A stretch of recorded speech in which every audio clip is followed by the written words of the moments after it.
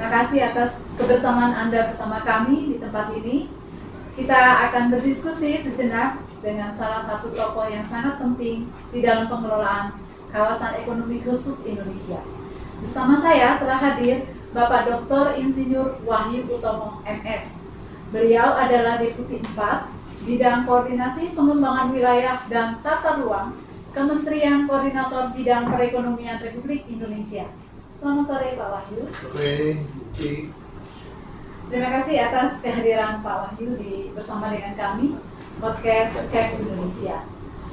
Beliau juga merupakan Ketua Tim Pelaksana Komite Percepatan Penyediaan Infrastruktur Prioritas KPPIP. Betul gitu ya Pak ya? Betul. Baik. Terima kasih Pak Wahyu. Saya ingin berdiskusi dengan Bapak. Kalau tadi di awal Bapak agak khawatir soalnya banyak nggak ya? Tenang aja Pak, soalnya sangat mudah sekali dan multiple choice ya Pak.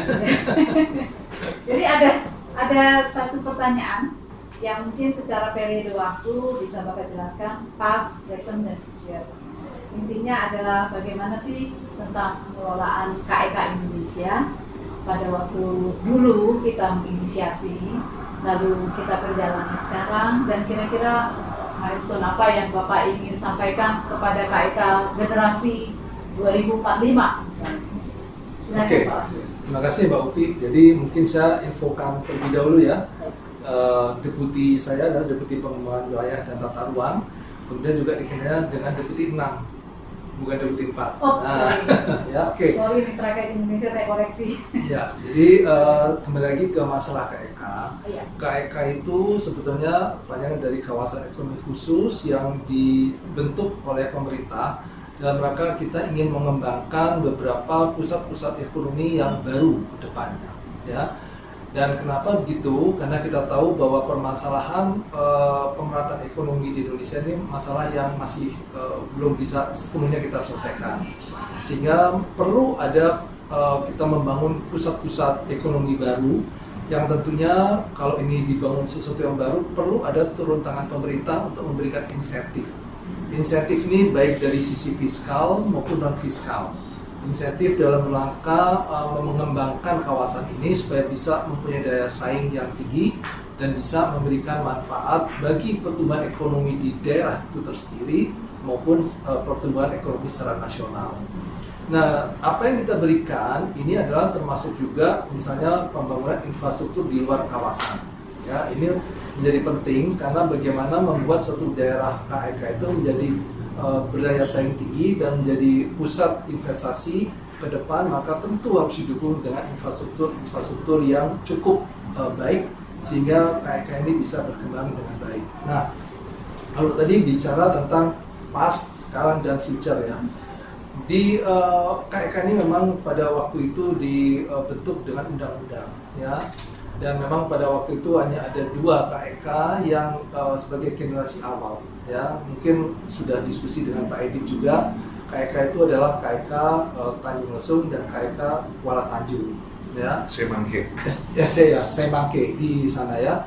Di mana di Semangke ini saat itu memang kita siapkan di Sumatera Utara karena kita berharap di sana itu nanti akan dikembangkan yang namanya pelabuhan international hub, yaitu adalah pelabuhan Kuala Tanjung.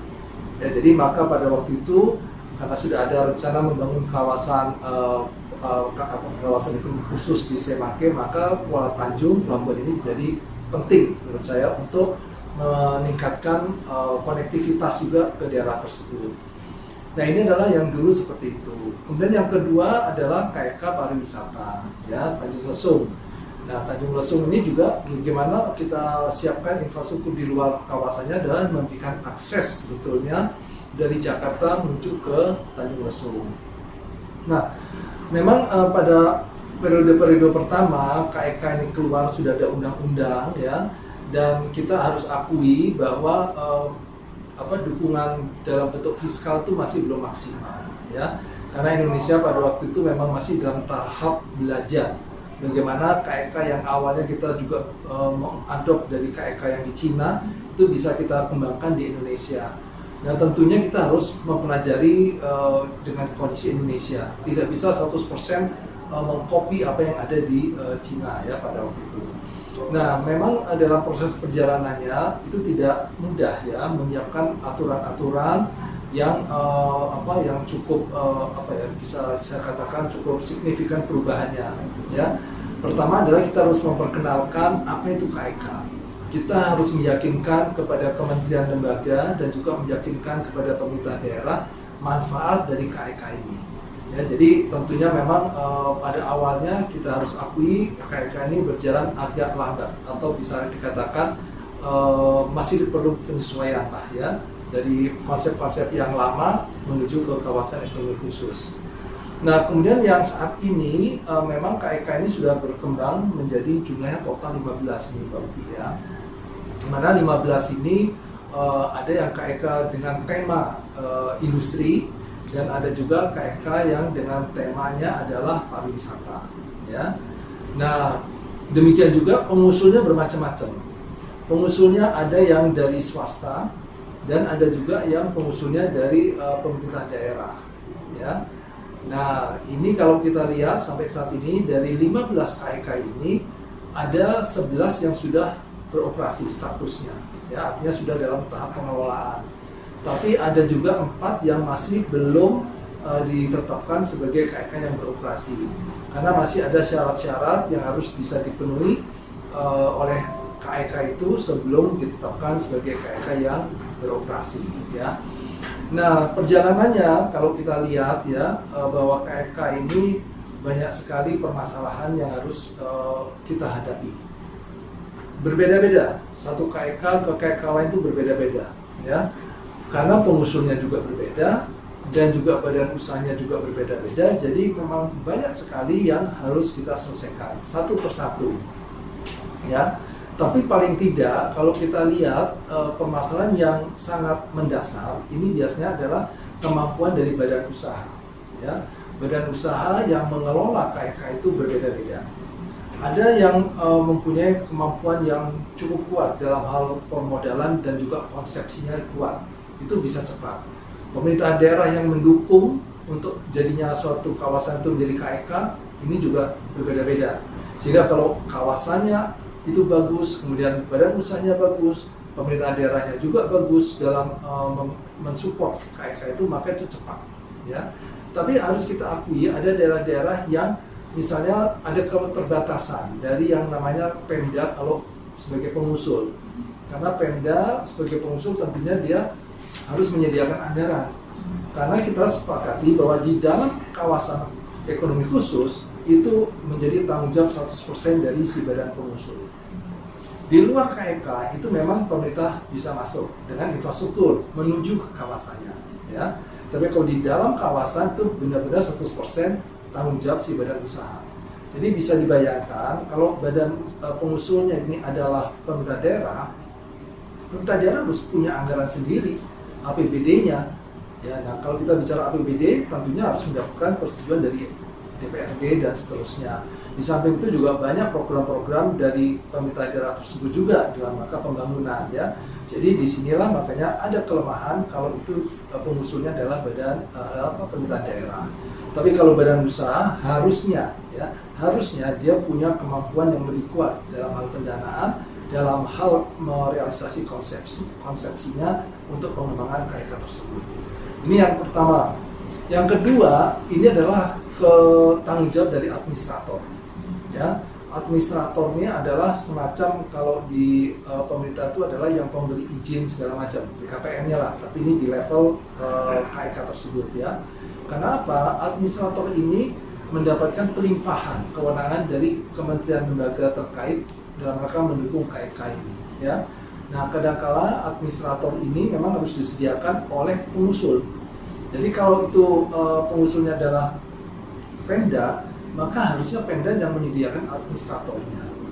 Demikian juga kalau itu badan usaha, maka badan usaha yang harus menyediakan administratornya. Nah, ini memang kita harus akui kemampuan dari administratornya juga berbeda-beda ya. Nah inilah kira-kira Mbak Upi permasalahan-permasalahannya, di samping tentunya adalah yang paling berat kita adalah terkait dengan insentif yang harus diberikan. Insentif yang harus diberikan tidak hanya dari pemerintah pusat, tapi juga harus pemerintah daerah. Nah, jadi pemerintah daerah harus bisa berbicara dengan level di DPRD-nya tentang insentif apa yang bisa diberikan oleh pemerintah daerah kepada KEK tersebut. Ya. Nah, tentunya hal ini yang menjadi kunci juga keberhasilan satu KEK, ya, supaya ekosistemnya itu bagus. Kalau enggak, bagaimana kita bisa menjual KEK ini ke calon-calon investor sebagai tenant di dalam KEK tersebut, ya. Nah, ini yang tentunya kalau kita mempunyai ekosistem yang baik dan kita punya program yang baik, ini akan lebih mudah untuk kita menawarkan ke investor di luar, ya. Nah, ini sudah ada beberapa KEK yang menurut saya cukup berhasil, ya. Kalau saya boleh sampaikan seperti KEK Kendal, kemudian juga KEK di Mandalika, kemudian juga KEK di Galang Batang. Ini adalah contoh-contoh KEK yang cukup cepat, ya, cukup cepat. Hanya tentunya kecepatan di awal ini harus kita jaga sustainability-nya sampai ke akhir. Kenapa? Karena setiap KEK yang ditetapkan oleh PP itu dia harus punya rencana aksinya. Target-targetnya seperti apa itu ada semua, ya. Nah, ini yang biasanya yang harus kita jaga nih. Jadi jangan sampai semangatnya di depan tapi ke belakang-belakangnya tidak semangat. Nah, jadi itulah makanya kita dari Sepdenas dan juga saya sebagai ketua tim pelaksananya setiap saat kita melakukan pemantauan menyesuaikan dengan target-target yang sudah ditetapkan pada awal sebelum mereka ditetapkan sebagai KEK, ya. Itu. Nah, kemudian yang berikutnya Mbak Upi, kalau kita lihat dengan kondisi saat ini, memang ada beberapa KEK yang sudah ada anchor tenant. Ini yang kita inginkan, bahwa setiap KEK itu harusnya punya anchor tenant. Karena kalau dia mempunyai anchor tenant, maka pasti akan ada supply chain-nya yang akan berkembang di situ. Dia bisa membawa industri-industri turunannya atau yang mendukung beroperasinya tenant itu di KEK kita, ya. Nah, tentunya ini menjadi kunci ke depan dan juga sudah kita terapkan saat ini bahwa kita perlu ada anchor tenant supaya dipastikan kalau itu PP keluar, maka supaya tidak si badan pengusul ini bisa menjual atau berupaya menarik investor-investor itu ke dalam kawasan itu, ya. Nah, jadi kunci sekali dalam kita mengevaluasi itu adalah anchor tenant-nya siapa. Anchor tenant-nya harus benar-benar yang bonafit, harus benar-benar yang punya reputasi yang baik supaya dia bisa menjaga komitmennya untuk berinvestasi di Indonesia. Nah, memang Mbak Upi, kondisi COVID ini agak mengganggu, ya, menurut saya cukup mengganggu karena calon-calon investor itu juga masih dalam posisi wait and see, karena kita tahu bahwa COVID-19 ini tentunya akan merubah pola demand, ya, itu akan merubah. Jadi nanti tentunya kita bersama-sama badan-badan pengusul dari KEK ini, kita akan duduk kembali untuk mereview kembali terkait dengan target-targetnya, ya. Itu yang secara umum. Nah, khusus untuk mungkin ada beberapa pertanyaan, kenapa kalau tadi saya di depan disampaikan bahwa kita ingin mengembangkan pusat-pusat ekonomi, ya, dan rangka pemerataan dan seterusnya. Kenapa kok sekarang ada muncul KEK yang di Jawa? Bukankah KEK di Jawa ini sebetulnya sudah cukup gitu, ya, kawasan industrinya? Nah, kembali lagi gini, kita mencoba untuk entertain atau bukan entertain saja, ya, tapi kita mencoba untuk melihat kebutuhan kita apa saat ini, ya. Artinya gini, di Jawa ini memang infrastrukturnya sudah lengkap. Jadi kalau kita bikin KEK di sini, tentunya kita nggak perlu lagi keluar uang banyak untuk membangun infrastruktur di luar kawasan ekonomi khusus. Yang kedua, di dalam kondisi kita ini membutuhkan trade balancing yang cukup baik, ya, maka kita mensyaratkan bahwa nanti KEK yang di Jawa ataupun yang sudah ada itu kita targetkan berapa dia akan menarik investasi setiap tahunnya, berapa ekspor yang akan dihasilkan dari kegiatan di KEK di Jawa, berapa substitusi importnya yang bisa dihasilkan juga dari KEK yang ada di Jawa. Teknologinya tentunya harus yang tinggi, ya, dan penyerapan tenaga kerja juga ada targetnya. Nah, kalau ini bisa kita sepakati bersama, kita tidak bisa menutup diri, tapi tetap kita akan punya batasan batasan tertentu ya, tidak bisa semuanya terus akhirnya berjanji kemudian kita berikan izinnya, tidak bisa. Tentunya kita benar-benar melihat ya kemampuan kembali lagi dari si badan pengusulnya dan apa yang dijanjikan dan apa yang disepakati dengan kita dalam memberikan izin untuk di KEK di Jawa. Jadi contohnya di KEK Jawa itu kan sudah ada Tanjung Lesung yang pariwisata. Tujuannya apa? Sebenarnya kita ingin mengembangkan kawasan yang agak tidak berkembang di Jawa. Makanya di Banten Selatan ya kita kembangkan. Kenapa kita memberikan yang di Kendal? Ya karena terus terang di Kendal ini ada perjanjian atau kerjasama dengan pemerintah, ya antar pemerintah dengan negara Singapura. Dan mereka juga ingin berjanji untuk meningkatkan penyerapan tenaga kerja, menarik investasi ke sana, penggunaan teknologi tinggi, dan juga ekspor dan substitusi impor juga menjadi target mereka di sana di Jawa Tengah ya. Kemudian yang kedua itu adalah ketiga adalah di KEK di Singosari. Ini kembali lagi untuk membangun Jawa yang di bagian selatan. Makanya kita berikan yang di daerah Malang gitu ya Pak Edip ya. Nah, pariwisata juga. Nah, ada yang lain lagi? Tentunya mungkin saja ada ya. Mungkin teman-teman sudah mendengar adanya usulan KEK di Gresik, Cipe ya.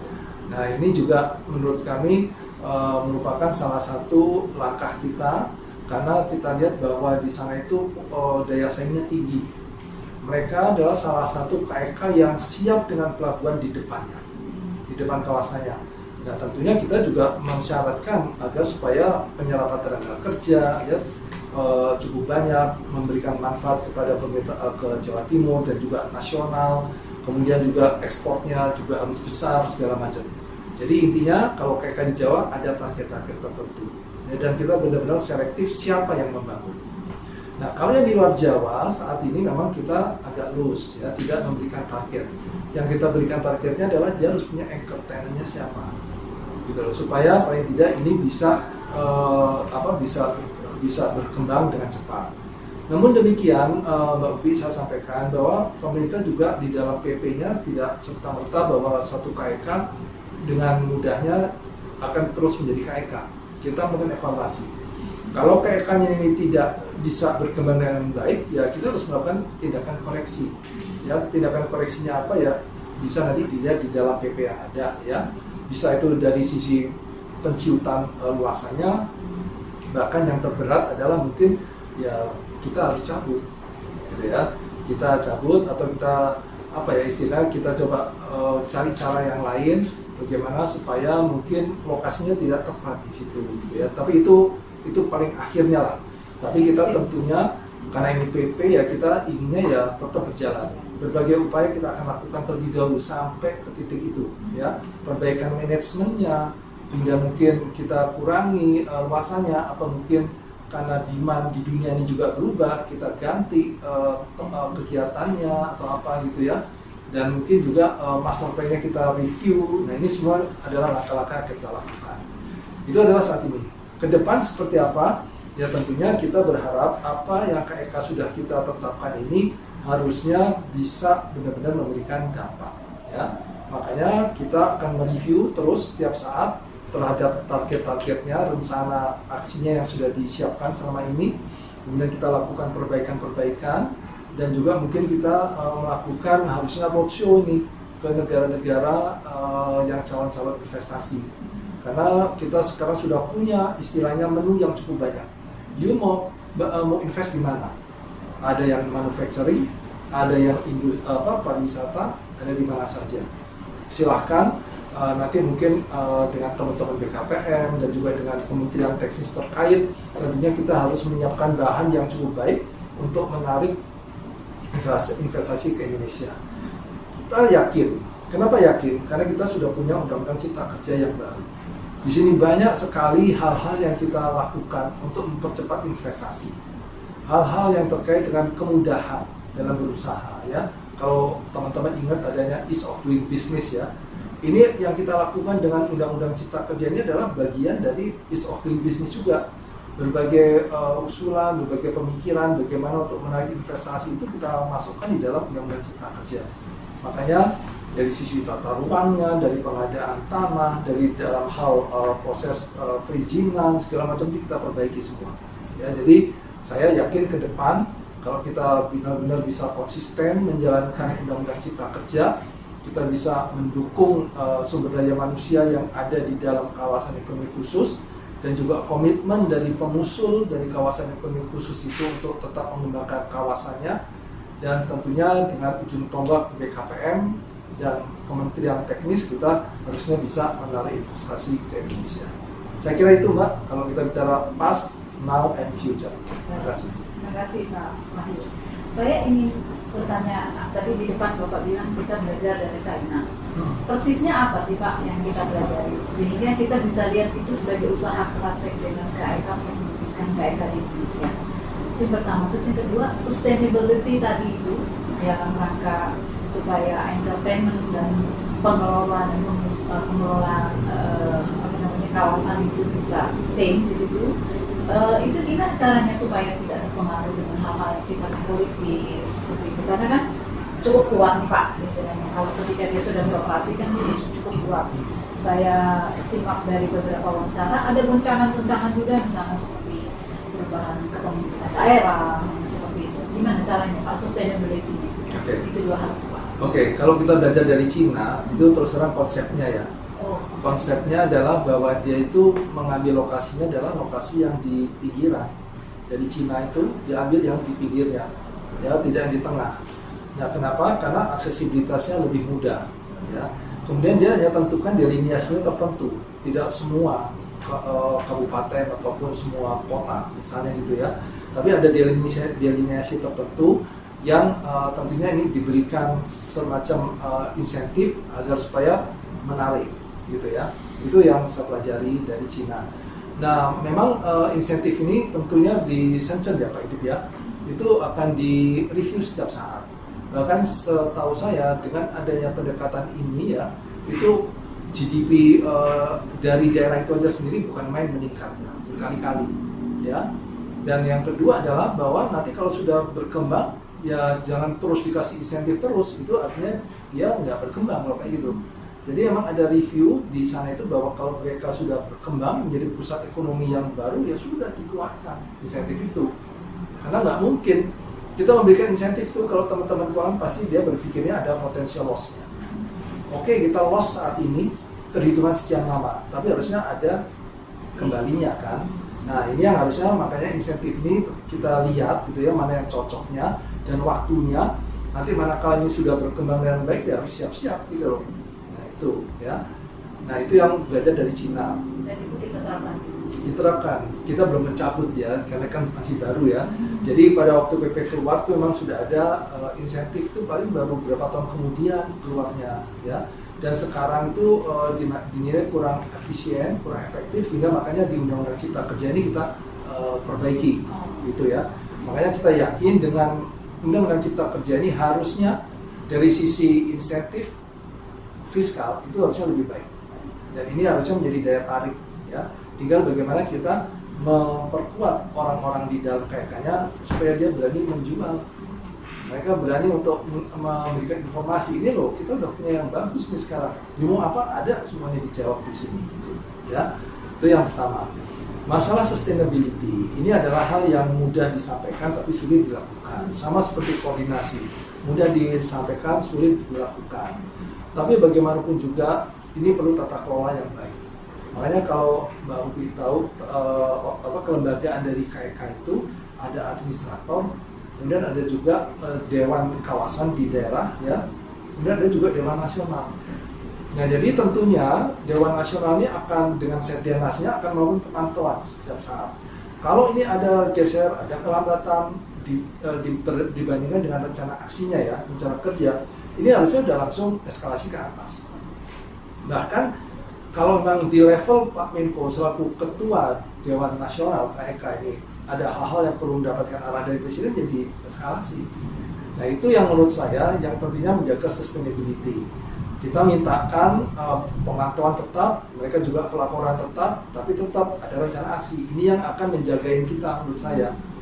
Kalau you geser-geser, ini rencana aksi, ada punishment-nya. Nah ini ekosistem ini yang harusnya kita terapkan supaya ya kalaupun ada seperti itu tidak bisa kita katakan secara naik kita bilang nggak ada, enggak.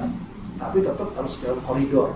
Nah koridornya apa? Ya itu tadi rencana aksi. Kemudian kita pantau terus menerus, kemudian kita eskalasi kalau ada masalah ya, dan kita coba selesaikan di setiap level. Saya kira itu, dan tentunya dengan adanya Undang-Undang Cipta Kerja yang baru ini pun peran dari Setjenas ini akan lebih kuat ya, karena ke depan ini Setjenas ini akan setara dengan Sekjen ya, Sekjen. Jadi dia punya kewenangan dalam mengkoordinasikan, dalam memberikan masukan, debottlenecking akan lebih kuat. Ya, kalau sekarang kan sifatnya hanya sekretariat, itu aja. Satu lagi Pak, quotes yang Bapak ingin sampaikan yang akan tercatat di dalam buku ini untuk kaya Oke, jadi kalau saya pikir begini, kita sudah intinya ya, kita sudah punya suatu tools nih ya, saya bilangnya tools nih, untuk kita mengembangkan ekonomi di regional dan juga nasional. Nah, tools ini harus kita pergunakan dan kita manfaatkan semaksimal mungkin. Ya, semua sudah dilengkapi. Dari sisi tata ruang sudah ada, ya sudah kita jagain dengan tata ruangnya yang lebih fleksibel. Kalau misalnya perlu pengadaan lahan, kita sudah tampung bahwa KK ini sebagai kepentingan umum. Jadi dari sisi tatakan aman. Kemudian yang kedua adalah dari sisi isinya sekarang. Isinya inilah yang harus kita perkuat. Insentif sudah ada, infrastruktur di luar kawasan sudah kita berikan. Jadi kembali lagi, sekarang yang penguatannya adalah penguatan dari KEK-nya, dari badan usahanya yang harus punya komitmen tinggi dan kepercayaan kepada pemerintah bahwa kita sama-sama akan mengembangkan kawasan ini. Ya, dan tentunya mereka harus all out juga. Pemerintah sudah all out, mereka juga all out. Itu yang kita harapkan. Jadi dengan demikian, maka kalau kita sama-sama bersinergi, kita all out untuk mengembangkan satu kawasan yang sudah ditetapkan sebagai KK, maka harusnya kita bisa. Itu menurut saya itu. Tinggal yang penting adalah sinergi antara badan usahanya dengan pemerintah daerah, pemerintah pusat. Itu kuncinya menurut saya untuk penyelesaian KK ke depan. Baik Pak. Mitra KK Indonesia, demikian bincang-bincang kita dengan Bapak Dr. Insinyur Wahyu Purnomo, Deputi 6, ya, Deputi 6 Bidang Koordinasi Pengembangan Wilayah dan Tata Ruang Kementerian Bidang Perekonomian, Kementerian Koordinator Bidang Perekonomian Republik Indonesia. Terima kasih atas perhatian Mitra KK Indonesia.